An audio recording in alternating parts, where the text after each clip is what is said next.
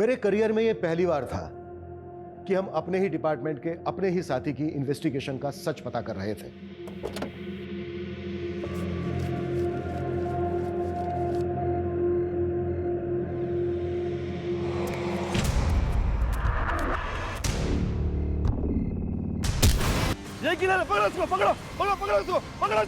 जनता अपनी सुरक्षा का इंतजाम खुद करने को मजबूर है और इतनी डरी हुई है कि किसी निर्दोष इंसान की जान लेने से भी नहीं चूक रही।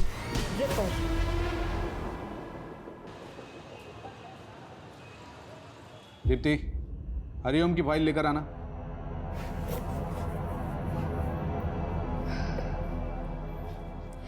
सर, मैंने ये केस पढ़ा है, क्लाइंट से बात भी की है। ये उतना बड़ा केस नहीं है, छोटा मोटा फ्रॉड का केस है। अच्छा सर, मैं आपके अंडर 2 साल से बहुत कुछ सीख रही हूँ। अगर आपको ठीक लगे तो क्या मैं ये केस देख सकती हूँ, हैंडल कर सकती हूँ? मैंने दीनानाथ की नहीं, हरिओम की फाइल मंगाई थी। जाओ सही फाइल लेकर आओ। Sorry sir.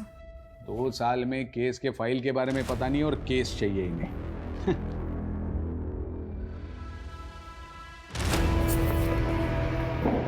लॉ की पढ़ाई का ना कोई काम ही नहीं है, बस टाइपिंग करना आना चाहिए तुम्हें, और क्या। इसी के तो पैसे कमा रही हूँ, है ना। मैं इस इंसान को ना मैं छोड़ूंगी नहीं। देखना, इसको अगर छोड़ दिया ना, मेरा भी नाम दीप्ति नहीं है, बताती हूँ मैं इसको। अरे दीप्ति बेटा, इतना गुस्सा लैपटॉप पे? गुस्सा ना पापा मैं अपने सीनियर्स पे निकालूंगी। दीनानाथ की फाइल ही मंगवाई थी उसने, पर एंड मौके में मुझे नीचा दिखाने के लिए झूठ बोल दिया। 2 साल से पापा, 2 साल से असिस्टेंट के नाम पे टाइपिस्ट बना के रखा है मुझे। अरे बेटा, मैं तो कहती हूँ कि ऐसी नौकरी को लात मार दो। और वैसे भी शादी के बाद कौन सा तुम्हें नौकरी करना है, घर पे ही तो रहना है। मम्मा। हाँ, जैसे ये आपके साहबजादे पूरा दिन घर में पड़े पड़े मोबाइल से दुश्मनी निकालते हैं। अरे आप घूम फिर के हमारे पीछे क्यों पड़ जाते हैं? पापा, हमारे पास ना एक बहुत बढ़िया बिजनेस प्लान है, बस एक बार फाइनेंसर मिल जाए। कुल 5 लाख रुपए की जरूरत है। अरे एक ख्याली पुलाव से बाहर निकलो और कुछ काम धंधा करो, समझ में आया? आप लेकिन इसके साथ हमेशा ऐसे क्यों करते हैं? हाँ, जब देखो इसके पीछे पड़ जाते हैं। अरे बेटा, छोड़ना क्यों?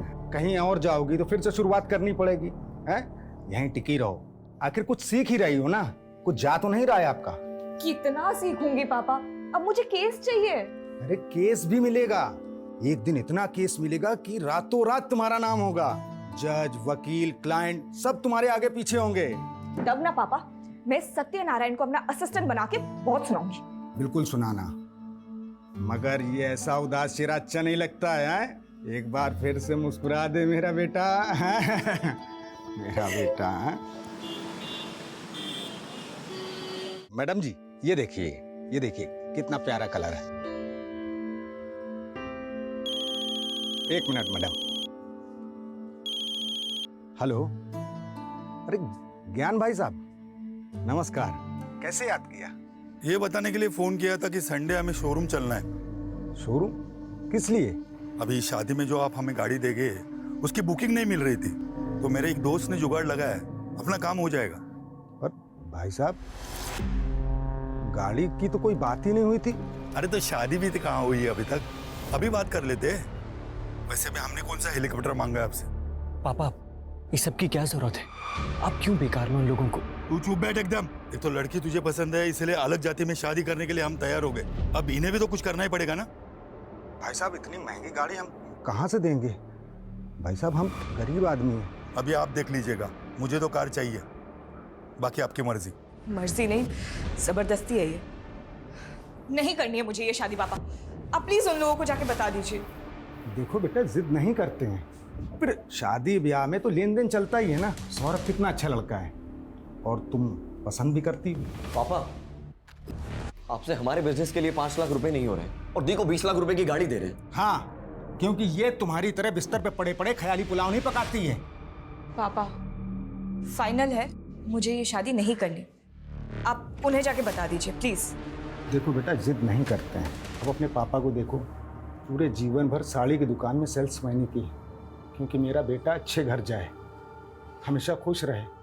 पापा, मुझे ऐसी कोई खुशी नहीं चाहिए जो आपको तकलीफ दे। पागल, तुम्हारी खुशी से मुझे क्या तकलीफ होगी? हाँ, तू तो मेरा बच्चा है, मेरा बेटा है ना?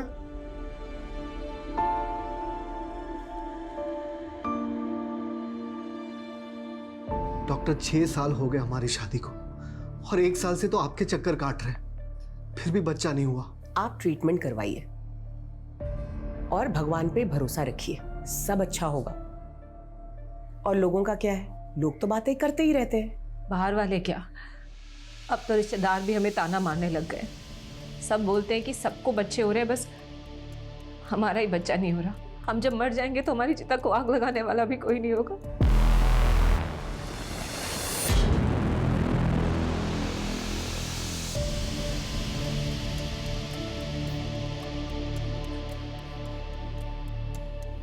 सुनिए, आपको डॉक्टर स्मिता ने जवाब नहीं दिया ना? देंगे भी कैसे? जिसका इलाज उसके हाथ में है, उसमें डॉक्टर कर भी क्या सकता है? अगर आप दोनों को भगवान में आस्था है तो मैं आपकी मदद कर सकती हूँ। पहले भी बहुत लोगों की कर चुकी हूँ। कैसी मदद? आप लोगों को बच्चा ही चाहिए ना? चारों तरफ भय का माहौल है। लखनऊ में जनता सड़क ही नहीं घर में भी असुरक्षित है। पता नहीं कब कहां से आकर वो हत्यारा उन्हें अपना शिकार बना ले।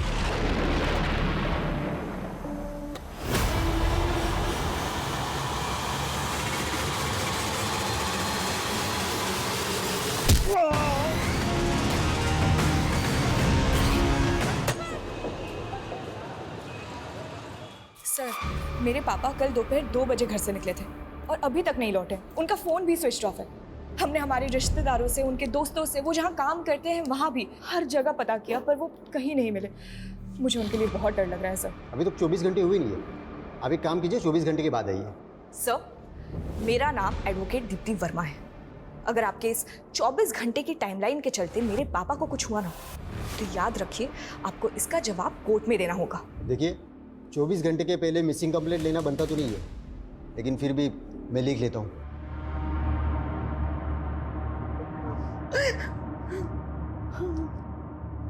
देखिए, आप घबराइए मत, अवतार भाई साहब जल्दी आ जाएंगे।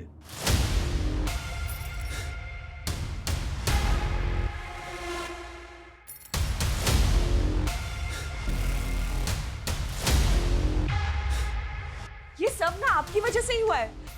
आपके कार की डिमांड की वजह से पापा कितना परेशान रहते थे। इस लड़के से शादी करना चाहता था, इसे बोलने की तमीज भी नहीं है। चल भाई साहब, आप ठीक तो हैं? तलाशी लो, पूरे घर की तलाशी लो।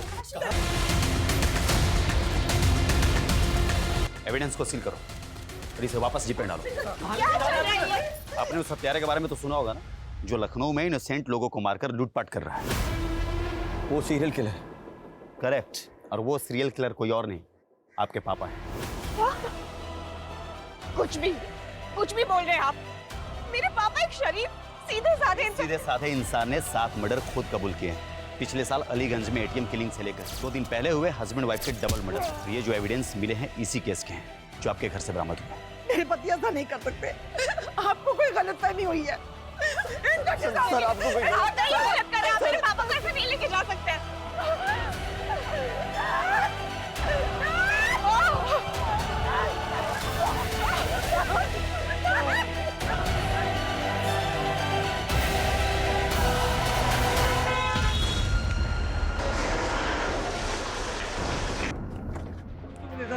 ध्यान से देखिए, सारी की दुकान में काम करने वाला इतना साधारण सा दिखने वाला आदमी 7 मासूम लोगों का हत्यारा है।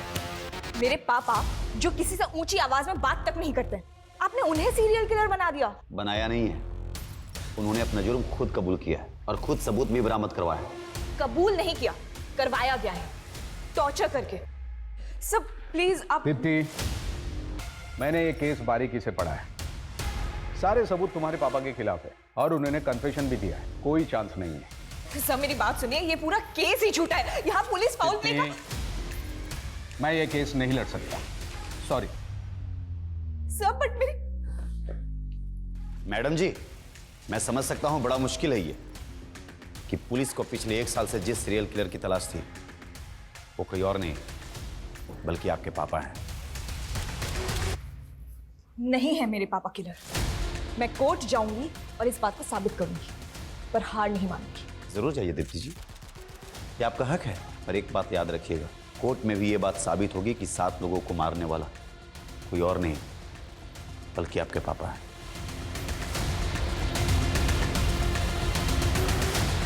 दीप्ति जी, क्या आपको कभी एहसास हुआ कि आपके पापा एक सीरियल किलर हैं जिन्होंने इतने लोगों की हत्या करी है? क्या आपको कभी उनसे डर लगा?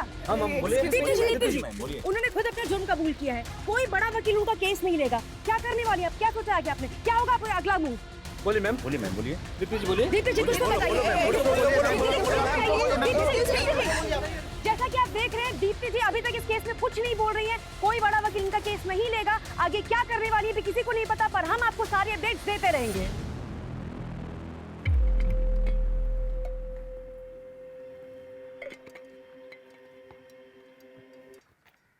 योर ऑनर, पुलिस ने मेरे पिता अवतार वर्मा को 8 अगस्त 2022 को किडनैप किया, टॉर्चर किया और जबरदस्ती उनसे वो जुर्म कबूल करवाए जो उन्होंने किए ही नहीं थे।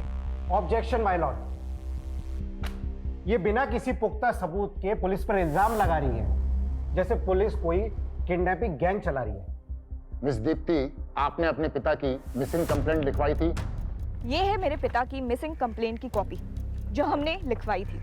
बावजूद इसके पुलिस ने हमें 2 दिन तक कुछ इन्फॉर्म नहीं किया। कैसे इन्फॉर्म करता योर ऑनर? अक्यूज ने 2 दिन तक मुंह ही नहीं खोला। कौन है, कहाँ रहता है, क्या करता है? वो मेरे पिता से उनका नाम, पता, ये सब जानने के लिए उन्हें टॉर्चर करते रहे। जब पुलिस मेरे पिता को घर पे लेके आई थी तो उनकी क्या हालत थी? वो अपने पैरों पे चल भी नहीं पा रहे थे। कौन है आपका गवाह? माय लॉर्ड, मैं कोर्ट को उनकी लिस्ट दूंगी, पेशी करवाऊंगी उनकी। दीप्ति जी, कोर्ट में मनगढ़ंत कहानियां नहीं, सबूत चलते हैं जो अवतार वर्मा के खिलाफ पुलिस के पास और जो कोर्ट में पेश किए गए। कौन से सबूत? वो गोल्ड क्यूब, घड़ी, पैसे जिसमें खून लगा हुआ था, जो खुद पुलिस ने हमारे घर पे प्लांट किया है, क्योंकि ऑनेस्टली ना उनके पास फोरेंसिक टीम थी और ना ही सर्च वारंट। सर, वारंट और फोरेंसिक रिपोर्ट के लिए हमने बोला था, लेकिन उसमें लेट होने वाला था। हमें एविडेंस को सिक्योर करने थे और डर था कि एविडेंस के साथ छेड़छाड़ की जा सकती है। अच्छा, इसीलिए उनको पूरे परिवार को हॉल में बंधक बनाना पड़ा और पुलिस खुद बेडरूम में जाके सबूत लेके भी आ गई। एविडेंस कलेक्शन की कोई रिकॉर्डिंग नहीं की गई। सर, रिकॉर्डिंग भी की है और कोर्ट में सबमिट भी किया है। I object your honour. यहाँ जिस रिकॉर्डिंग की बात हो रही है वो पुलिस ने खुद की है, किसी ऑथराइज्ड वीडियोग्राफर के थ्रू नहीं हुई है। वाह दीप्ति जी वाह, कभी आप कहती है कि रिकॉर्डिंग हुई नहीं है, फिर आप कहती है कि पुलिस ने रिकॉर्डिंग कर ली है, ऑथराइज वीडियोग्राफर ने रिकॉर्डिंग नहीं की। आपका ऑब्जेक्शन किस बात पे है? वीडियो की क्वालिटी पे? क्या अच्छा नहीं दिख रहा है? दीप्ति जी, अगर हम मान भी ले कि आपके पिता इनोसेंट हैं, फिर भी पुलिस के पास क्या कारण है कि वो उन्हें झूठे केस में फंसाएगी? अपने रेपुटेशन को बचाने के लिए। हम सबको पता है पिछले 1 साल से पुलिस किलर को नहीं पकड़ पाई है।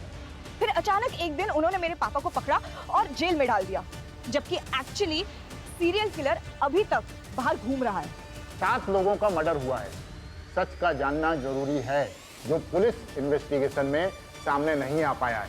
ये कोर्ट ऑर्डर देती है कि इस केस की जांच क्राइम ब्रांच से करवाई जाए ताकि सच जनता के सामने आ सके। सीरियल किलर केस जांच में गड़बड़ी के आरोप के बाद केस क्राइम ब्रांच को सौंप दिया गया है, इस उम्मीद के साथ कि सच सामने आएगा। जो किलर पिछले 1 साल से पूरे शहर के लिए खौफ बना हुआ था, पुलिस की नींद उड़ाई हुई थी, किशन और अनीता के मर्डर के 2 घंटे बाद ही इतनी आसानी से उसको अरेस्ट कर लिया तुमने। कैसे? आसानी से नहीं सर, पिछले 1 साल से दिन रात एक कर रखा था हमने। फिर उस दिन जब मुझे डबल मर्डर की खबर मिली, मैं फौरन क्राइम सीन के लिए निकला। रास्ते में मुझे अवतार दिखाई दिया, बहुत ही अजीब बिहेव कर रहा था वो। उसके कपड़ों पर खून लगा हुआ था। हम उसे पूछताछ के लिए पुलिस स्टेशन ले गए, जहां उसने कबूल किया कि मर्डर्स उसने ही किए और उसने मुझे यह भी बताया कि मर्डर वेपन कहां छुपाया हुआ है। उसके बाद उसने इसके पहले 5 मर्डर भी एक के बाद एक कबूल किए। पहला देशराज, दूसरा फौजिया और उसकी बहू शिबा, चौथा किरण और 5वां ओमकार। फिर उसके बाद हमने उसके घर की तलाशी ली, जहां और भी सबूत मिले। सर, हमने जब इन केसेस के सबूत और गवाहों को क्रॉस वेरीफाई किया तो सब मैच कर रहे थे। किशन और अनीता के घर से जो लूट हुई थी, वो सारा सामान मिला? उसने सिर्फ ये बताया कि उसने गहने चुराए थे, तो वो अभी भागते वक्त कहीं रास्ते में गिर गए। पर उनके घर से तो अच्छी खासी लूट हुई थी। और उसने सिर्फ गहने कबूल किए और तुमने बड़ी आसानी से उस पर यकीन कर लिया। उसने बाकी की चोरी कबूल नहीं की, लेकिन 7 मर्डर्स कबूल कर लिए। सर उसने जो मुझे बताया मैं आपको वही बता रहा हूँ। मतलब ना तुम्हारे पास कोई पुख्ता सबूत है, ना गवाह, ना मर्डर्स का और ना ही अफ्तार की गिरफ्तारी का। सर आप मुझ पे शक कर रहे हैं? शक नहीं कर रहा हूं, फैक्ट बता रहा हूं। फैक्ट। जैसे 2 दिन तक अफ्तार तुम्हारी कस्टडी में था, लेकिन तुमने उसकी फैमिली तक को नहीं बताया। सर हमने कोर्ट को बताया था कि उसने अपनी पहचान को छुपाने के लिए 2 दिन तक मुंह नहीं खोला। तो फिर तुमने टॉर्चर करके उसका मुंह खुलवाया। आप भी पुलिस डिपार्टमेंट से हैं, जानते होंगे 7 मर्डर करने वाला क्रिमिनल प्यार से तो मुंह खोलेगा नहीं। तो कुल मिलाकर तुम ये एक्सेप्ट कर रहे हो कि उसने कबूल किया नहीं, तुमने उससे कबूल करवाया। सर इस केस के फाइल आपके पास है, आप देख सकते हैं। अरविंद आखिरी बार पूछ रहा हूं, इन्वेस्टिगेशन में कोई गड़बड़ी हुई है, कोई फॉल्ट प्ले? नो सर, अवतार ही वो सीरियल किलर है जिसे हम पिछले 1 साल से तलाश कर रहे थे, जो बहुत मुश्किल से पकड़ा गया है। सर मैं तो अपनी बेटी दीप्ति की शादी के लिए पैसों का इंतजाम ना हो पाने की वजह से परेशान था। अरे भाई साहब ये पुराना सोना है, मेरी मजबूरी है इसलिए हम इसको बेच रहे हैं। अगर थोड़ा बहुत और ज्यादा हो जाए तो देख लीजिए आप। नहीं इससे ज्यादा नहीं हो सकता। सर मैं भाग नहीं रहा था, मैं तो परेशान होकर रोड के किनारे बैठा था, तभी इंस्पेक्टर साहब की गाड़ी वहाँ पे रुकी। हेलो, यहाँ क्या कर रहा है? कुछ नहीं साहब, वो थक गए थे तो बैठ गए यहाँ पे। घर किधर है तुम्हारा? साहब यहीं पास में है आगे। चल बैठ गाड़ी में, मैं भी उधर ही जा रहा हूँ, छोड़ देता तुम। पीआई अरविंद का कहना है कि जब उन्होंने आपको पकड़ा तो आपके कपड़ों पर खून लगा था। किशन और अनीता के खून से सने वो कपड़े उन्होंने हमें दिए हैं, तो फिर वो खून कहाँ से आया? सर ये तो हमें नहीं मालूम सर, वो मुझे पकड़ के थाने ले गए और वहाँ उन्होंने हमारे सारे कपड़े उतरवा दिए। और साहब 2 दिन तक हमारे साथ मारपीट करते रहे, बोले कि मैं जो कहता हूँ वो कबूल करो, अगर मैं कबूल नहीं करता तो सच में वो मुझे जान से मार देते साहब। किशन और अनीता के मर्डर के अलावा आपने 5 और मर्डर कन्फेस किए। ये तो मुझे पता भी नहीं था साहब, वो जहाँ बोलते गए मैं साइन करता गया और साहब मुझे झूठे केस में फंसा दिया। लेकिन वो ऐसे क्यों फंसाएंगे? उनकी कोई दुश्मनी है आपके साथ? साहब मेरी किसी से दुश्मनी क्यों होगी? मैं तो एक साड़ी की दुकान में मामूली सा सेल्समैन हूँ। मैंने जीवन में कभी चूहे नहीं मारे और मैं 7 खून क्यों करूँगा साहब? मैं क्यों करूँगा 7 खून? मेरी वजह से मेरी बेटी की शादी टूट गई साहब। इससे ज्यादा बुरा क्या होगा साहब? इससे ज्यादा मेरे लिए और क्या बुरा होगा? घबराइए मत, अगर आप सचमुच निर्दोष हैं कुछ नहीं होगा आपके साथ, हम बारीकी से जांच करेंगे। एक तरफ तुम कह रहे हो कि तुमने ठीक से कुछ देखा नहीं, अंधेरा था, ऐसा था वैसा था, इसके बावजूद तुमने पुलिस को बयान दे दिया कि तुमने अफ्तार को किरण का मर्डर करके उसके घर से भागते हुए देखा। क्यों? सर मैंने उसे मर्डर करते हुए नहीं देखा था, मैंने बस किसी को भागते हुए देखा था। और ये बात मैंने जब किरण का मर्डर हुआ तो पुलिस को बताई थी। उन्होंने मुझे एक फ़ोटो दिखाई और बताया कि तुमने जिस आदमी को देखा वो यही था। मुझे लगा अच्छा है पकड़ा गया। तुमने अपने भाई के किलर को देखा था? जी सर। ये वो हो सकता है सर, क्योंकि उस दिन मैं दुकान बंद कर रहा था और भैया गलियों में आगे निकल गए थे और जैसे मैंने उनकी चीखें सुनी, पीछे मुड़ के देखा तो एक आदमी भागता हुआ जा रहा था। भैया ये घड़ी तुम्हारे भाई की है? हाँ सर। पक्का है? इसमें भी डाउट है? ऐसी ही दिखती थी शायद सर। शायद। ये गोल्ड क्यूब तुमने बनाई है? हाँ नहीं मतलब मैं ज्वेलर हूँ तो ये तो काम है सर मेरा। गोल्ड क्यूब बनाने का? हाँ गोल्ड का मतलब गहने। विकास ऐसे नहीं बोले गए, इसकी भी क्यूब बनानी पड़ेगी। अरे नहीं सर, मैं बताता हूँ, ये मैंने ही बनाई थी सर। किसके कहने पर? वो याद नहीं है सर। अच्छे से याद करके बता, इसके कहने पर? नहीं। इसके कहने पर नहीं तो किसके कहने पर बनाई? और फिर झूठा बयान क्यों दिया पुलिस को? किसके कहने पर बनाई है? अरे सर ये क्यों पुलिस ने ही बनवाई थी सर, और झूठा बयान भी पुलिस ने ही दिलवाया था। चल क्या हो गया सर? चल बता। अरे सर मैंने कुछ नहीं किया सर, अरे समझो सर बात को सर। मेरे करियर में यह पहली बार था कि हम अपने ही डिपार्टमेंट के अपने ही साथी की इन्वेस्टिगेशन का सच पता कर रहे थे, लेकिन लगातार पर्दा अवतार की तरफ झुकता जा रहा था। बावजूद इसके जांच में अभी तक सब कुछ 50-50 था।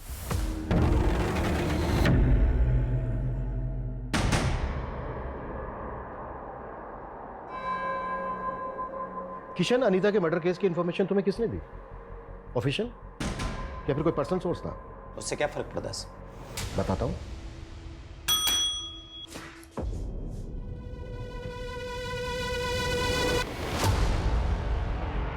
पहचानते हो इसे? Mithilesh Kumar, police driver. इसने पुलिस को इन्फॉर्म करने के बजाय अपने पर्सनल नंबर से तुम्हारे पर्सनल नंबर पर कॉल करके मर्डर की इंफॉर्मेशन दी। मिथिलेश कुमार उर्फ तुम्हारा ड्राइवर, मिथिलेश कुमार उर्फ विक्टिम अनीता का मुंह बोला भाई।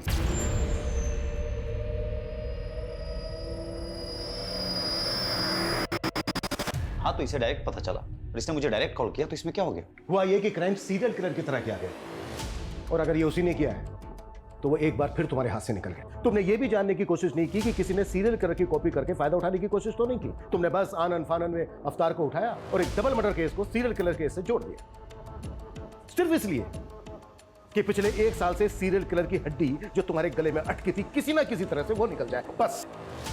सर ऐसा कुछ भी नहीं। अच्छा एक बात बताओ, देशराज मर्डर केस में जो सीसीटीवी फुटेज है उसमें किलर का चेहरा नहीं दिख रहा, फिर तुमने ये कैसे डिसाइड कर लिया कि वो अवतार है? सर मैंने डिसाइड नहीं किया, अवतार ने खुद कबूल किया था। ठीक वैसे ही ना जैसे कि उसने बाकी के मर्डर्स कबूल किए। ये अवतार की मेडिकल रिपोर्ट 1 महीने से ज्यादा हो गया है, उसकी अंदरूनी चोट भरी नहीं है, अभी तक बरकरार है। ऑप्शन क्या था उसके पास? अगर वो कबूल नहीं करता तो शायद तुम उसको कस्टडी में ही मार देते। सर अवतार ने अनीता और किशन का मर्डर किया है और मर्डर वेपन उसने खुद बरामद करवाया। वही रोड ना जिसमें ब्लड के निशान तक नहीं है, फिंगरप्रिंट्स की तो बात ही कुछ और है। सर उसने जानबूझ करके रॉड को पानी की टंकी में छुपाया था ताकि ब्लड और फिंगरप्रिंट्स दोनों धुल जाए। वाह, किलर तो बहुत स्मार्ट है और सेम टाइम पर बेवकूफ भी, क्योंकि उसने चोरी के गहने बेचने के बजाय उनकी गोल्ड क्यूब बनवाकर अपने घर में रख लिया।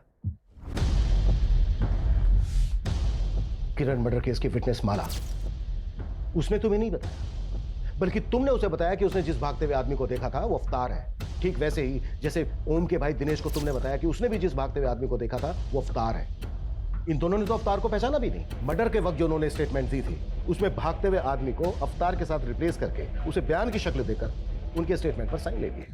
दिनेश ने अपने भाई की घड़ी तक को नहीं पहचाना है। सर पता नहीं अब ये दिनों झूठ क्यों बोल रहे हैं। झूठ वो लोग नहीं बोल रहे हैं जो तुम बोल रहे हो। जिस ज्वेलर से तुमने गोल्ड क्यूब बनवाई है ना, उसने बयान दिया है कि अवतार ने गोल्ड क्यूब नहीं बनवाई है बल्कि पुलिस ने बनवाई है, और पुलिस ने उससे झूठा बयान लिखवाया है। ठीक है, मैं मानता हूं कि इस सीरियल किलर केस में मैंने उसे गलत तरीके से फ्रेम किया ताकि ये सीरियल किलर केस का सरदर्द हमेशा के लिए खत्म हो जाए। और ये सच है सर कि अनीता और किशन का मर्डर अवतार ने किया। बस कर अरविंद, बस कर, कुछ तो शर्म कर यार। एक डबल मर्डर केस को सीरियल किलर मर्डर केस के साथ जोड़कर तुमने ना सिर्फ इस केस को खुला छोड़ दिया है बल्कि उस सीरियल किलर को भी मैसेज दे दिया है कि तू आजाद है, जो चाहे करना चाहे कर, हम तुझे ढूंढ ही नहीं रहे, हम तो ऑलरेडी किसी को बलि का बकरा बना चुके हैं। जा सकते हो तुम, सस्पेंशन लेटर बहुत जल्द तुम्हें मिल जाएगा। सर मैं सच बोल रहा हूं, अवतार ने ही अनीता और किशन का मर्डर किया। Please go. Okay sir. Sir अगर अवतार ने किशन और अनीता का मर्डर नहीं किया तो फिर किसने मारा होगा उन लोगों को? रिपर ने? शायद सीरियल किलर नहीं किया हो, या ये भी हो सकता है कि किसी ने बहती गंगा में हाथ धो लिया हो। मे बी वो अवतार भी हो सकता है। विकास, ये पहले के 5 मर्डर काफी पहले हुए हैं और ये दोनों मर्डर्स अभी अभी हुए हैं। हो सकता है क्राइम सीन से हमें कुछ मिल जाए। हमें इस केस पर आज से ही बल्कि अभी से लगना होगा केस से रिलेटेड जो भी मटेरियल है उसकी अच्छे से जांच करनी होगी, और जरा पता करो कि अवतार का अनीता और किशन के साथ कोई कनेक्शन है क्या। Okay sir.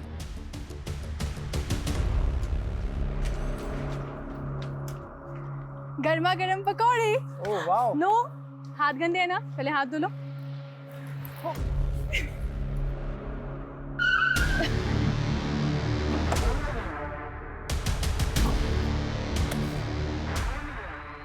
ये तो किशन और अनीता का घर है, तुम लोग क्या कर रहे हो यहाँ पे? उनका घर था, अब ये हमारा घर है, और हमसे ही पूछ रहे हैं हमारे घर में कि हम कौन है।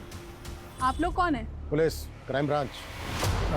सर मैं शुभम मिश्रा हूँ और ये मेरी बीवी माधुरी, और मैं किशन का छोटा सगा भाई हूँ। भाई हो तो तुम्हारा अपना भी तो घर होगा, यहाँ क्या कर रहे हो? सर हम रेंट पर रहते थे, तो भैया भाभी के मर्डर के बाद ये घर खाली हो गया, और वैसे भी कुछ टाइम पहले तक हम यहीं रहते थे। तो फिर यहाँ से खाली करके गए क्या? खाली किया नहीं था, करवाया था। जब तक वो लोग दुबई में थे तब तक हमसे रखवाली करवाई इस घर की, और जैसे ही वापस आ गए लात मार के निकाल दिया हमें। और वैसे भी सर, अब तो ये घर खंडहर ही होता ना, उससे बेहतर है ना कि हम लोग यहाँ रह रहे हैं, कम से कम घर की देखभाल हो जा रही है। वो दुबई से आए क्यों वापस? सर वो आना ही था ना, अब दीदी के खर्चे इतने ज्यादा थे, कमाई इतनी कम थी, तो आना तो पड़ेगा ना। तुम काम क्या करते हो? मैं काम ढूंढ रहा हूँ सर। घर देखना है, दिखाओ। चलिए। चल।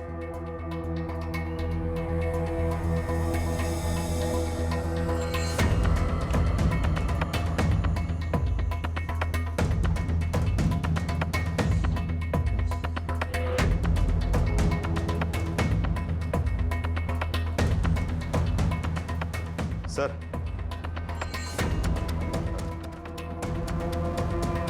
और अनीता की यहाँ पर सर फ्लोर पे ब्लड ट्रेल को देख के लग रहा है कि यहाँ से अनीता की बॉडी को घसीट के ले जाकर वहां पे रखा गया। सर पूरा घर बिखरा पड़ा था, लगता है ये मर्डर्स लूट के इरादे से किया गया।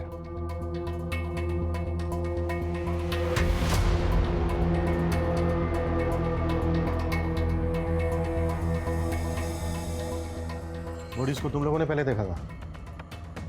जी। क्या टाइम हुआ था तब? यही कुछ 11:30 के आसपास का। रात के 11:30 बजे तुम लोग यहाँ क्या करने आए थे? जी हम यहाँ नहीं आए थे, हम लोग खाना खाकर टहलने के लिए निकले थे, तो देखा कि दरवाज़ा खुला हुआ है, तो मैंने सोचा अंदर चल कर देखता हूँ। किशन और अनीता की किसी के साथ कोई दुश्मनी थी? उनकी किसी से क्या दुश्मनी होगी?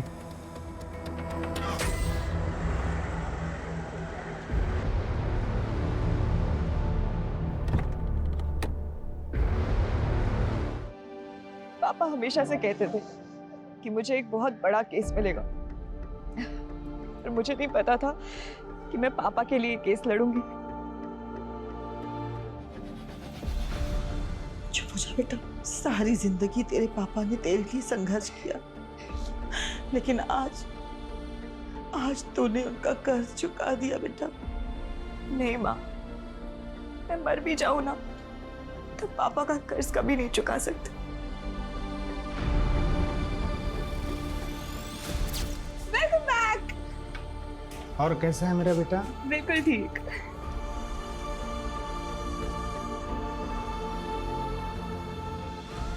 आज आने में आपने कुछ ज्यादा देर नहीं कर दिया? हाँ, कुछ आज एक्स्ट्रा काम था इसलिए थोड़ा लेट हो गया। वैसे पापा, सैटरडे संडे को आपको ऐसा क्या काम होता है? बेटा वही काम बेटा जिससे कुछ एक्स्ट्रा पैसे आ सके, ताकि हम आपको एक बड़ा वकील बना सकें। सर ये किशन का भाई शुभम और उसकी पत्नी कुछ टेढ़ी खीर नहीं लग रहा है? टेढ़ी खीर तो है। इन दोनों पति पत्नी के बारे में पता करो। Okay sir. एक बात मुझे बहुत परेशान कर रही है। क्या सर? अगर अवतार सीरियल किलर नहीं है तो इसका मतलब यह है कि सीरियल किलर अभी भी आजाद घूम रहा है और वो किसी और को भी अपना अगला शिकार बना सकता है।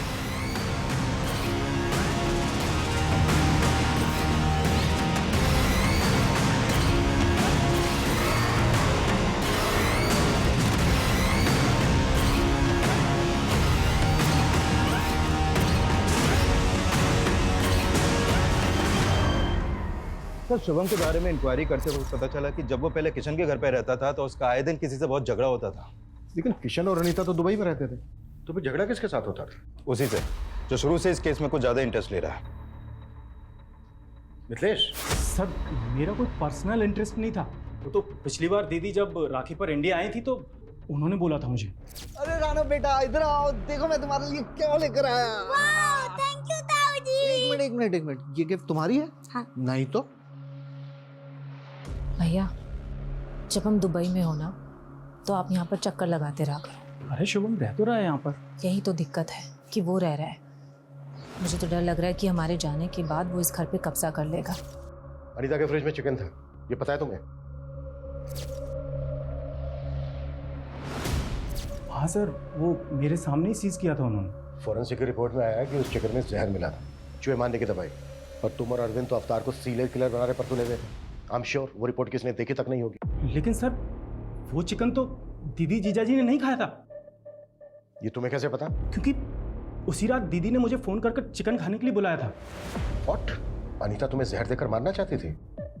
हो सकता है सर दीदी को पता ही ना हो कि चिकन में जहर है, क्योंकि वो चिकन दीदी ने नहीं बनाया था। फिर देकर गया था।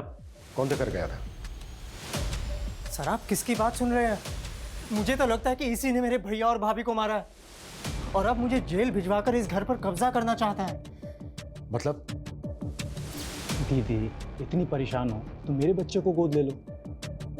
सर ऐसा तो मैंने दीदी का दिल रखने के लिए कहा था। ऐसे कोई किसी को अपना बच्चा देता है क्या? आप इससे पूछिए ना, ये जहरीला चिकन क्यों लेकर आया था? सर वो चिकन हमने भी खाया था, लेकिन हम तो नहीं मरे ना। वो तो मुझे माधुरी ने बोला था कि जाकर भैया भाभी को दे दो। मेरी मत मारी गई थी जो मैं उन्हें देने के लिए चला गया। तो ये सारी की सारी प्लानिंग तुम्हारी थी? सही मैंने अपने बच्चे के लिए किया था। मुझे लगा था कि उनके ना तो बच्चे हैं और ना होंगे, और कल को ये घर मेरे बेटे को मिल जाएगा। लेकिन फिर वो अपने बच्चे के लिए इलाज करवाना शुरू कर दिया वो लोग ने। माधुरी तुमने क्या किया? बंद करो ये ड्रामा, लेके चलो दोनों को, वहां खबर लेते हैं इनकी। सर आप मेरी बात सुनिए। और तो ये मत सोचना कि तू बच गया है। सीरियल किलर की एक एक डिटेल बता दी तुझे। किशन और अनीता का मर्डर बिल्कुल वैसा ही हुआ है। मैंने ऐसा कुछ भी नहीं किया सर। अगर किया है तो सोच ले, नौकरी तो जाएगी जाएगी, अंदर भी जाएगा, वो भी लंबा। सर अगर वाकई में अनीता और किशन के डबल मर्डर्स में इनका हाथ हुआ तो हमारी मुश्किलें और भी बढ़ने वाली हैं, क्योंकि वो सीरियल किलर यानी कि रिपर अभी भी खुलेआम घूम रहा है।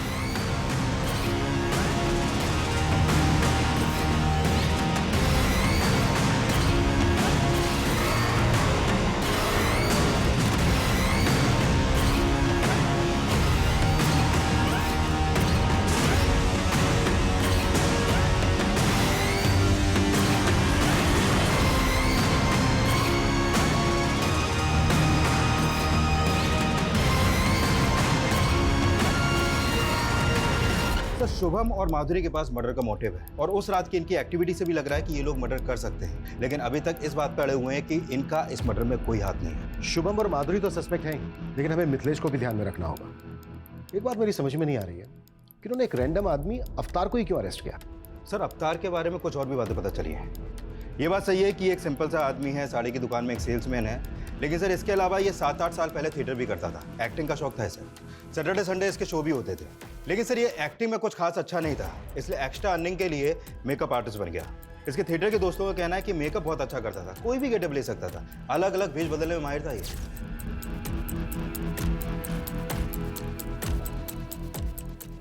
सर आपने अभी की ब्रेकिंग न्यूज देखी?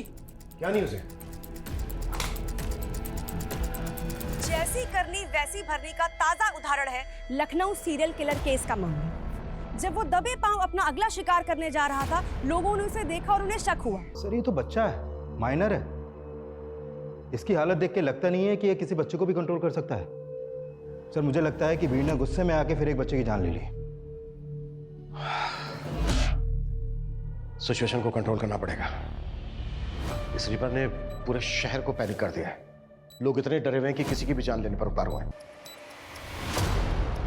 सर अनीता और किशन के कॉल रिकॉर्ड आ गए हैं। उनके कॉल रिकॉर्ड में किसी बाबा का नंबर तो नहीं मिला है, लेकिन एक नंबर है जिस पर मर्डर वाले दिन किशन ने कई बार कॉल किए हैं और लास्ट कॉल रात 11 बजे के आसपास हुई है।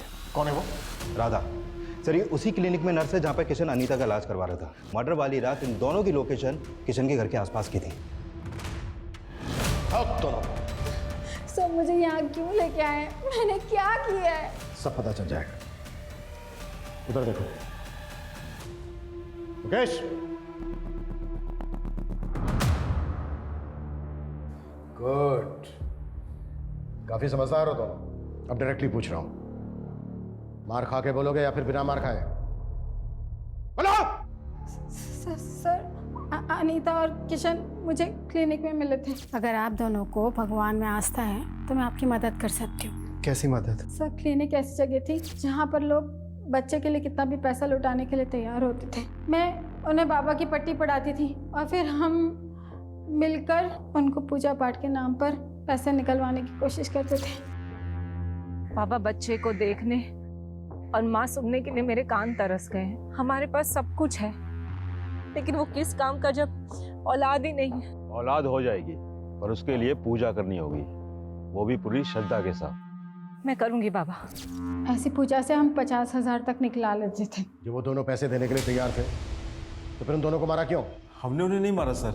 ड्रामा मत करो, क्योंकि ये पता चल चुका है हमें, तुम दोनों गए थे वहां पर। हम वहां पर सिर्फ पूजा करने के लिए गए थे सर। हमारे पहुंचने से पहले वहां पर कांड हो चुका था।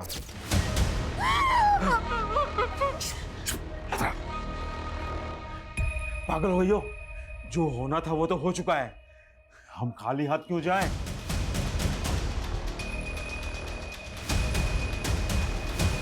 सर हमने सिर्फ चोरी की है, किसी को मारा नहीं है सर। चोरी का सामान कहाँ है? सर हमारे पास है, हम दे देंगे, हम सब दे देंगे सर। पता ही ज़्यादा कीमती है, लेकिन चोरी की है ना, 8 से 10 लाख रुपए मिलेंगे। चाहिए तो बोलो, नहीं तो रखो।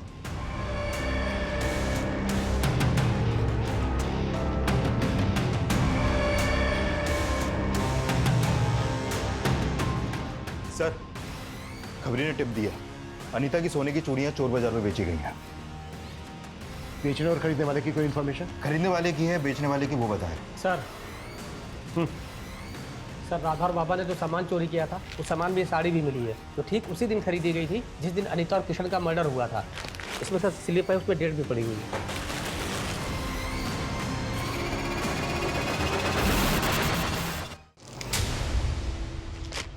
हाँ सर, ये साड़ी हमारी दुकान से खरीदी गई है, लेकिन इसका फॉल लगाने के बाद घर भेजनी थी, इसलिए उस दिन दुकान बंद होने के बाद हमने भेजी थी। दुकान कब बंद होती है आपकी? दुकान 9 बजे बंद हो जाती है सर, लेकिन सब समेटते समेटते 10 बज जाते हैं। इस साड़ी को देने कौन गया था?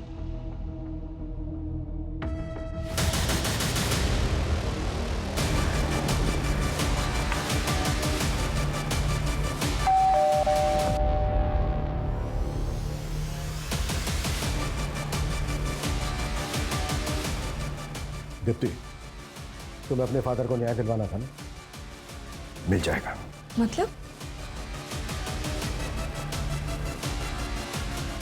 मतलब ये खुद बताएंगे।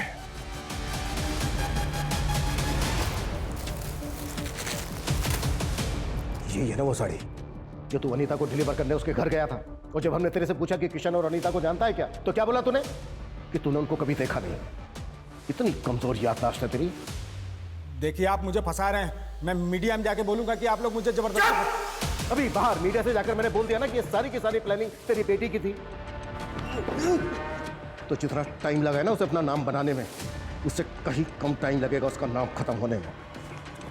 अब बोल, अकेले जेल जाएगा या फिर अपनी बेटी के साथ? दीप्ति, दीप्ति मेरी बेटी मेरी जान है। उसके लिए एक बड़े घर का रिश्ता आया, तो मुझे लगा कि मेरी बेटी बड़े घर जाएगी तो जीवन भर खुश रहेगी, पर उन्होंने शादी में 20 लाख की कार मांग दी। मैं बहुत परेशान था, कुछ समझ में नहीं आ रहा था। फिर सेठ जी ने ये साड़ी डिलीवर करने के लिए दी, और मैं सोचते सोचते कब वहाँ पहुँच गया। मैडम जी, ये आपकी साड़ी एक बार ठीक से चेक कर लीजिए। तभी मेरी नज़र उन गहनों में पड़ी। उसके गहने मेरे दिमाग में घूमते रहे कि अगर ये गहने मुझे मिल जाएंगे, मेरी बेटी की शादी अच्छी से धूमधाम से हो जाएगी। सीरियल किलर के बारे में टीवी में देखा था, ठीक उसी तरह उनके सारे गहने ले लिए थे। पर मैं इतना डर गया था, डर के मारे इधर उधर भटक रहा था और तभी वहाँ पुलिस की गाड़ी आ गई। तू एक आम आदमी है, इतना बड़ा क्राइम करके तूने पुलिस को बेवकूफ़ बनाया, कैसे? सर, मेरी बेटी वकील है और उससे केस के बारे में बातचीत होती रहती थी, तो मुझे समझ में आ गया था कि पुलिस को कैसे घुमाना है। घुमाया तो बहुत तूने, लेकिन अब तेरी बारी है। देशराज, फौजिया, शिवा, किरण, ओम के मर्डर करने में तूने अपने मेकअप आर्टिस्ट होने का फायदा उठाया। चेहरा बदल बदल के मर्डर किए तूने, ताकि कोई देखे भी तो बाद में पहचान ना पाए। साहब, मैं मेकअप आर्टिस्ट था, पर मैंने ऐसा कुछ नहीं किया जो इल्ज़ाम आप मुझ पे लगा रहे हैं। पहले उन लोगों ने मार पीट करके सीरियल किलर बनाया और अब आप भी वही कर रहे हैं। साहब, मैं मानता हूं कि मैंने अनीता और किशन को मारा है, बाकी मैंने किसी को नहीं मारा है। मैं सच बोल रहा हूं साहब। किशन और अनीता के मर्डर्स अवतार वर्मा ने कबूल कर लिए हैं। इसके पुख्ता सबूत भी है हमारे पास, पर बाकी के 5 मर्डर्स वो हमेशा की तरह डिनाई करता रहा। हालांकि हमने बहुत कोशिश की, पर साबित करना हमारे लिए आसान नहीं था। इसके बावजूद हम आज भी पूरी कोशिश कर रहे हैं उन केसेस को सोल्व करने की। जय हिंद।